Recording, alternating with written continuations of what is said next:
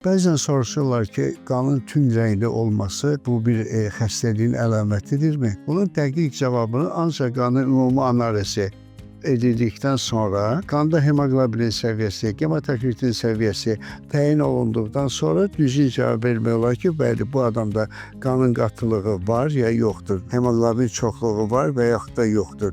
Sonra digər qan xəstəlikləri var, məsələn, beta hemoqlobinemiya deyirlər. Bu əlbəttə çox tez-tez rast gəlinən xəstəlik deyil.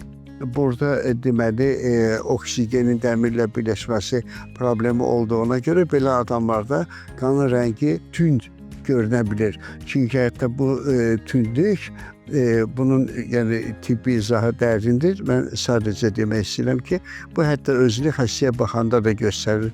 Belə xəstələrin dodaqlarının tünd göy qırmızı olması və yaxud da ki, barmaqlarının uclarının tünd olması belə hal olur. Hər halda bütün hallarda qanın analizi aparılmalıdır. Dediyim göstəricilərə baxılmalıdır və ondan sonra qəti fikir deyilə bilər.